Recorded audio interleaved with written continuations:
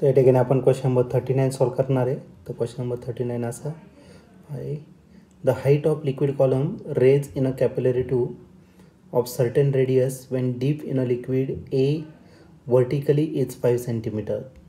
तर ए लिक्विडमध्ये जर डीप केलं तर त्याची हाईट 5 सेंटीमीटर दिलेलं आहे.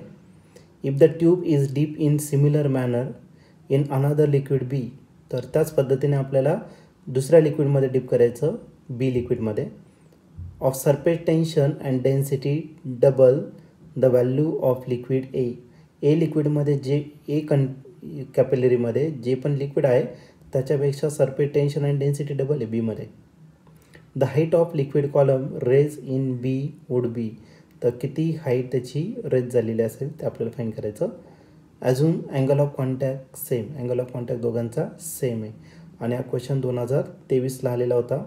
तर याचे 4 ऑप्शनपैकी पहिलं जे ऑप्शन आहे ए ऑप्शन ते आहे 0.20 मीटर, बी ऑप्शन आहे 0.5 मीटर, सी ऑप्शन आहे 0.05 मीटर, डी ऑप्शन आहे 0.10 मीटर.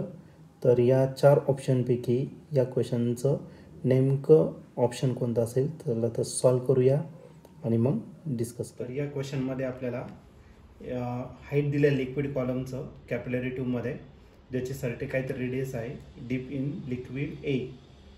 तर ए लिक्विडमध्ये जर डीप केलं त्याची हाईट किती आहे तर 5 सेंटीमीटर.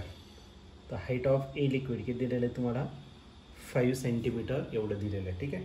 पुढे आता दुसरी एक ट्यूब घ्यायची ज्याला बी ट्यूब म्हणणार आहे. ओके.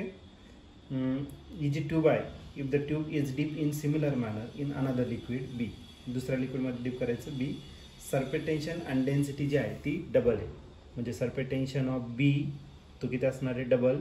सरफेस टेन्शन कशाच्या एच्या. आणि की डेन्सिटी दिलेली आहे बीची डेन्सिटी ही डबल असणार आहे कोणाच्या density of a liquid. Okay असं दिलेलं आहे.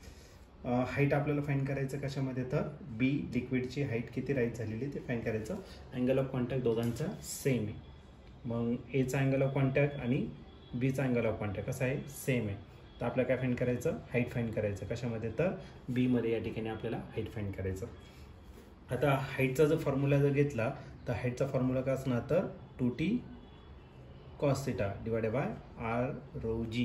आता दोन कंडिशन आहे तर दोघांसाठी आपण काय करणार आहे या ठिकाणी रेशो घेऊन टाकणार आहे. ठीक आहे. मग हाईट कोणाची घ्यायची आपल्याला तर हाईट आपल्याला बीची फाईंड करायचं डिवायडेड बाय हाईट कोणाची घेतली एची घेतली. ओके.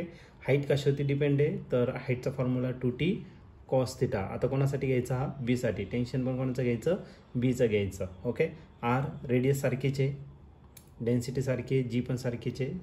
नाही डेन्सिटी तुम्हाला वेगळी दिलेली आहे. डेन्सिटी ही कोणाची कन्सिडर करा तर बी आणि जी जो असेल तो कॉन्स्टंट असेल. आता याचं काय करून घ्या रेसिप्रोकल करून घ्या. आर कोणाचा दुसऱ्या ट्यूबचा डेन्सिटी एचं जी कॉन्स्टंट राहील डिवायडेड बाय 2 टेन्शन एमधलं आणि कॉस थिटा एचं. पण अँगल ऑफ कॉन्टॅक्ट कसं दिलेलं दोघांचा सेम.